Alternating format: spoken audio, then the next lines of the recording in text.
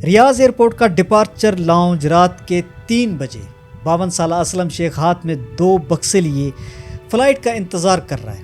28 سال سعودی عرب کی تپتی دھوپ میں ہڈیاں گھسانے کے بعد آج وہ ہمیشہ کے لیے اپنے وطن پاکستان واپس جا رہا ہے، لیکن اس کی جیب میں کیا ہے؟ صرف ایک پاسپورٹ اور بینک اکاؤنٹ میں صرف 6 ماہ کے راشن کے پیسے، اور وہ بیچارہ پاکستان میں اپنے حالات سے بے خبر ایئرپورٹ پر اپنے حسین خوابوں میں خوشیوں کے محل بنا رہا ہے۔ اسے ابھی حقیقتوں کی کچھ خبر نہیں، وہ تو صرف ویڈیو کالز پر اپنوں کے چہروں پر ہمیشہ خوشیاں دیکھ کر حسین خواب دیکھنے کا عادی ہو گیا تھا۔ اسے نہیں معلوم تھا کہ جس گھر میں اس کے بھائی اور بچے رہ رہے ہیں وہ گھر ہی اس کے نام پر نہیں ہے، جس پلاٹ میں اس نے اپنی عمر بھر کی کمائی لگائی تھی وہ قبضے میں ہے، اور جس بزنس کے لیے اس نے پیسے بھیجے تھے وہ 2 سال پہلے ڈوب چکا ہے۔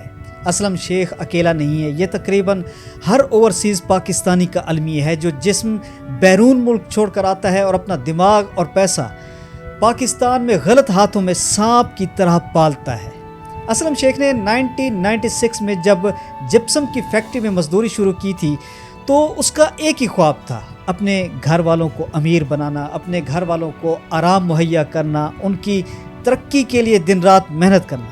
ہر ماہ تنخواہ ملتے ہی وہ اپنے لیے 100 ریال رکھتا اور باقی سب پاکستان بھیج دیتا تھا۔ پہلے 5 سال میں اس نے اپنے گاؤں میں ایک عالی شان حویلی بنائی، اگلے 10 سال میں بھائیوں کو کاروبار کر کے دیا، پھر بچوں کی مہنگی تعلیم اور رشتہ داروں کی شادیوں کے لیے اپنی کمائی اس نے پانی کی طرح بہائی۔ لیکن اسلم خود ریاض میں 6 بستروں والے ایک چھوٹے سے کمرے میں سستا سا کھانا کھا کر سو جاتا تھا، اور لاہور میں اس کا خاندان لینڈ کروزر کی باتیں کرتا تھا۔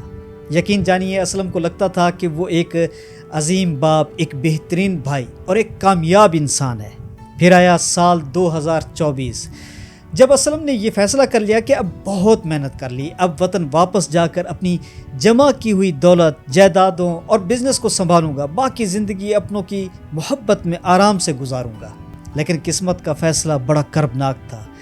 جب وہ اپنا سامان سمیٹ کر لاہور کے قریب اپنے گاؤں پہنچا تو اسے پتہ چلا کہ جس گھر کو بنانے میں اس نے اپنی جوانی جلا دی اس کی رجسٹری چھوٹے بھائی کے نام پر ہے، اور جب اس نے کاروبار کا حساب مانگا تو اسے جواب ملا، بھائی بزنس تو کب کا گھاٹے میں چلا گیا تھا، آپ نے کوئی توجہ ہی نہیں دی، نہ یہاں آ کر آپ نے اس کو سنبھالنے کی کوشش کی۔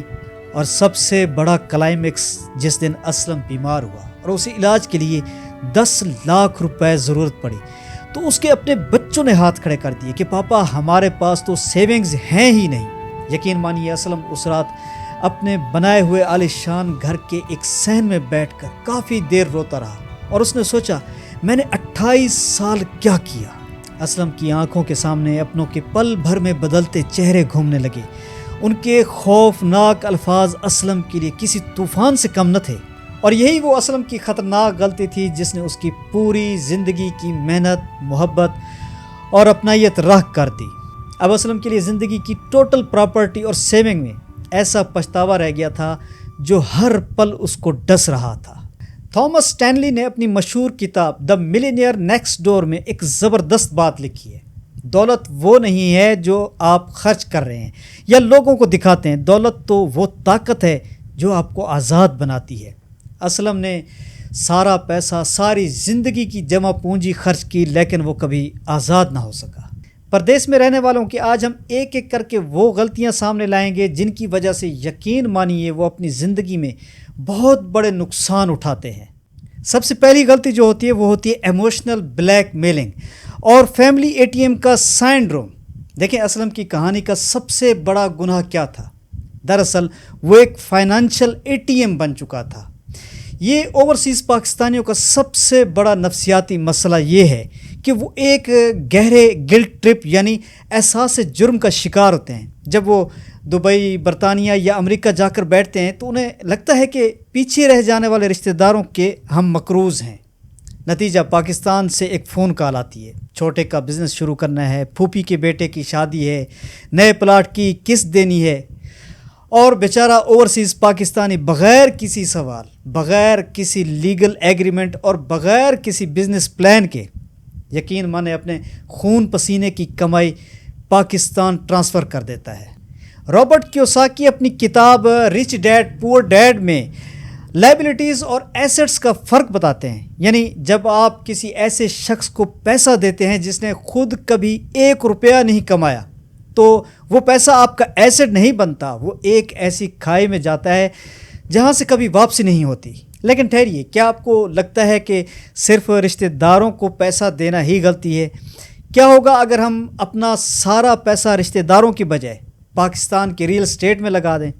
لیکن کیا ریل اسٹیٹ آپ کو واقعی امیر بناتا ہے یا یہ پاکستان کی تاریخ کا سب سے بڑا مالیاتی دھوکہ ہے؟ یہیں پر ہم دوسری غلطی کرتے ہیں, ریل اسٹیٹ کا ویژن اور ڈیڈ ایسٹس بناتے ہیں. پاکستان میں اوورسیز پاکستانیوں کو ہمیشہ ایک ہی منتر پڑھایا جاتا ہے, فائل خرید لو, پلاٹ لے لو, مکان بنا لو. اور اوورسیز پاکستانی اپنی زندگی کی 80% سیونگز پاکستان کی ریل اسٹیٹ میں جھونک دیتا ہے. انہیں لگتا ہے کہ پلاٹ کی قیمت بڑھ رہی ہے لہٰذا وہ امیر ہو رہے ہیں, لیکن یہ صرف ایک ایلیوژن ہے.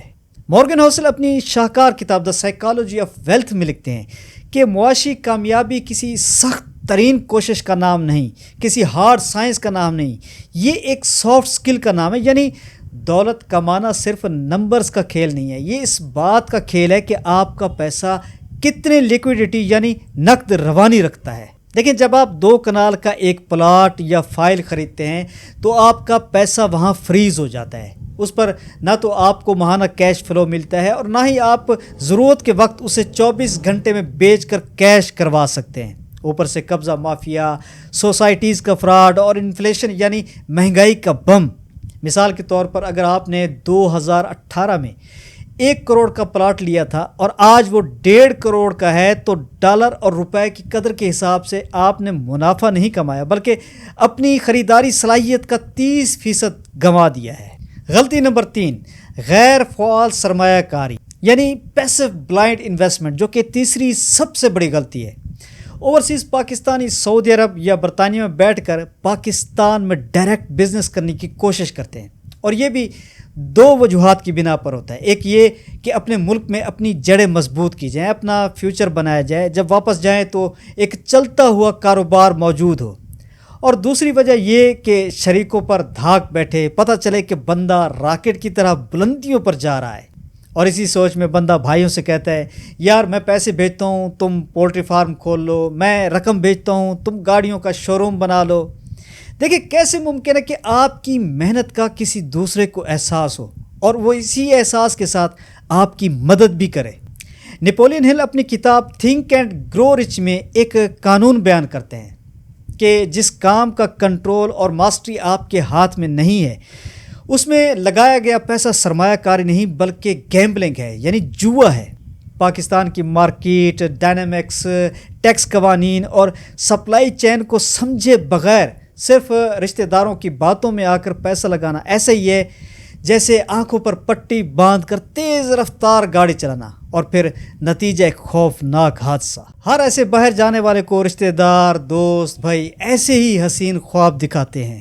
میں کہتا ہوں کہ اگر وہ جدی پشتی کامیاب ترین کاروباری بھی ہوں تب بھی آپ اپنا پیسہ انویسٹ کرنے کی غلطی نہ کریں. سینکڑوں یا ہزاروں نہیں بلکہ لاکھوں ایسی افسوسناک مثالیں موجود ہیں. لیکن اگر بزنس بھی نہیں کرنا اور ریل اسٹیٹ بھی خطرناک ہے تو پھر اوورسیز پاکستانی اپنی کمائی کہاں رکھیں؟ کیا اپنے پیسے کو صرف بینک اکاؤنٹ میں ڈالر یا ریال کی شکل میں سیو کر لینا کافی ہے، یا یہ تیسری غلطی آپ کی خریداری صلاحیت کو اندر ہی اندر دیمک کی طرح چاٹ رہی ہے؟ اور یہ چوتھی بڑی غلطی ہوتی ہے. اکثر اوورسیز پاکستانی سمجھتے ہیں کہ پیسے کو بینک میں رکھنا یا اسے خرچ نہ کرنا ہی امیری ہے. وہ سالہ سال تک اپنی کرنسی کو بینک اکاؤنٹس میں زنگ لگنے کے لیے چھوڑ دیتے ہیں. ہینری فورڈ نے ایک بار کہا تھا پیسہ صرف ایک ذریعہ ہے، اگر آپ اسے استعمال نہیں کرتے تو یہ کاغذ کا ایک بیکار ٹکڑا ہے. ظاہری سی بات ہے جو پیسہ گردش میں نہیں آتا وہ ایک دن اپنی ویلیو ختم کر دیتا ہے. اور دنیا بھر کی معیشتیں اس وقت شدید افراط زر یعنی انفلیشن کی زد میں ہیں.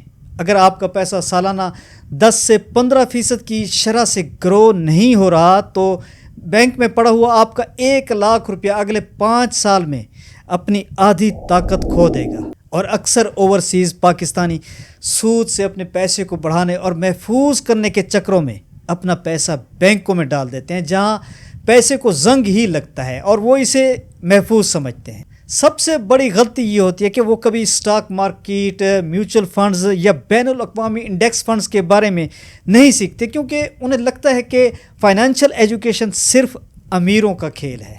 اب ذکر کرتے ہیں پانچویں بڑی غلطی کا، یعنی نو ایگزٹ اسٹریٹجی، پانچویں اور سب سے دردناک غلطی۔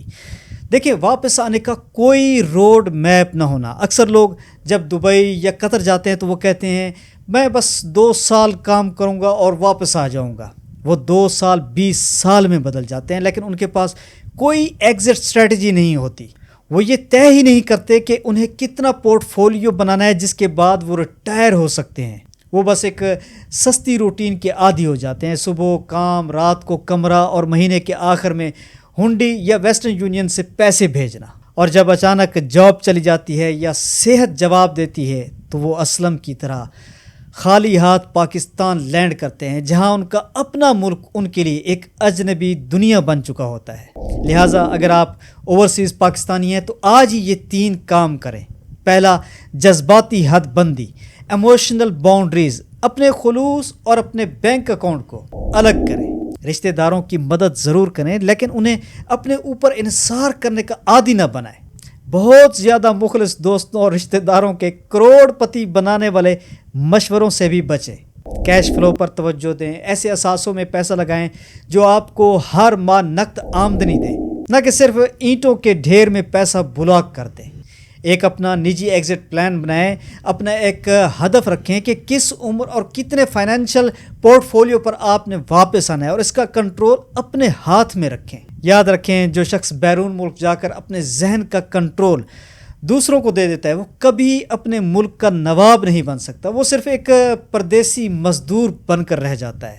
آج اسلم عمر کے اس حصے میں جہاں اسے آرام کرنا چاہیے تھا، لیکن افسوس آج وہ ایک کرائے کی لوڈر گاڑی چلا کے اپنے گھر کا خرچ چلا رہا ہے، اور اس محنت کے ساتھ ساتھ اپنی اسی اولاد اور بیوی کے طعنے بھی قدم قدم پر سن رہا ہے جنہوں نے 28 سال اسلم کے خون پسینے کی دولت کو اپنی رنگ بازیوں، اپنی عیاشیوں اور رشتہ داروں پر لوٹایا، اور آج طعنہ دیتے ہیں کہ تم نے ہمارے لیے کیا ہی کیا ہے۔ یہاں ایک اور بات بھی ہر پردیسی اپنے ذہن میں محفوظ کر لے کہ جب آپ یہ سوچ رکھیں گے کہ پردیس میں جم کے محنت کرنی ہے اور سال بہ سال کی بجائے 5-7 سال بعد گھر چکر لگانا ہے، تو آپ یہ امید چھوڑ دیں کہ آپ کی اولاد آپ کو وہ محبت دے گی جو کسی باپ کا حق ہوتی ہے، کیونکہ آپ نے بھی بڑی دولت کے لیے اس محبت کی قربانی دی۔ لہٰذا اب آپ کو بھی ایک اجنبی کی طرح ہی اپنے گھر میں باقی زندگی گزارنا پڑے گی۔ آدھی زندگی پردیس کا اجنبی بن کر زندگی گزاری، باقی آدھی زندگی اپنوں میں اجنبی بن کر۔